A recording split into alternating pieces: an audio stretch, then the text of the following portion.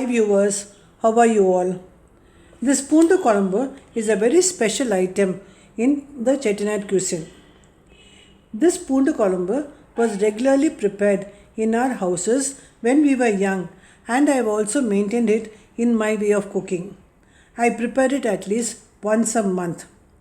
Our ancestors have done everything with a purpose, and they are used to preparing the menu in such a way that it is easily digestible and it fights cold, nasal blockages, and fever.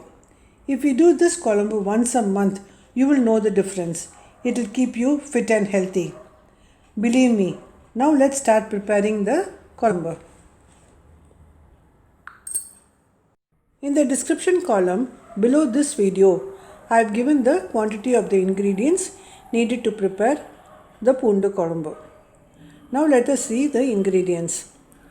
We need garlic, small onions, tamarind, sambar powder, turmeric powder, salt, and gingerly oil. I normally use gingerly oil for this preparation, and in all my vata kolambus and everything I use only gingerly oil. That only will give you the best taste.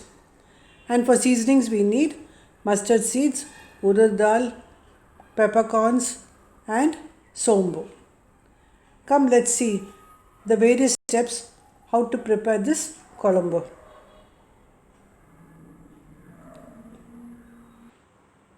Soak the tamarind in water. Heat the kadai and add the gingerly oil. Maintain the heat in low flame while frying the ingredients. Now the oil has got heated. Add the seasonings, mustard seeds, urad dal, peppercorns, and sombu, and let everything get cooked well. Then add the curry leaves. Give 1 second interval for every seasoning. Then add the small onions. The onions and garlic need not be cut into halves. You can add them as a whole. Now after the onions are well cooked, add the garlic and the turmeric powder. Stir well and cook in low flame. The garlic should also be cooked well. Only then the Kolambu will get the taste. Add the asafoetida. Add 1/8 teaspoon of fenugreek powder. Don't add too much. If you add too much, you will get a bitter taste. Now the onions and garlic should be well cooked, because after pouring tamarind water, it will not get cooked. So be careful. It should be cooked, only then you should pour the tamarind water. Squeeze the tamarind with your fingers. Get the extract ready. Filter it with your hands or using a filter. Add the sambar podi, rock salt, and required water and stir well. Allow the Kolambu to boil. You need some water for boiling. Now the Kolambu is done. See, it should be watery in this stage also. Why I am saying it should be watery is the Kolambu needs some water. The ingredients will absorb all the water and the pouring consistency will be correct. If it is thicker in the beginning itself, then it will become like a masala. This Kolambu will fit into everybody's taste.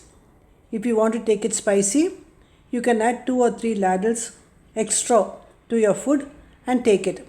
At the same time, if you want it less spicy, you can reduce 1 ladle and taste your food. It will satisfy both people. That is the miracle of this Kolambu. Then don't overboil the Kolambu also. If you overboil, the taste will go. Don't do that also. You can take this Kolambu as a combination with rice, idli, dosa, and chapati. It's very easy to prepare.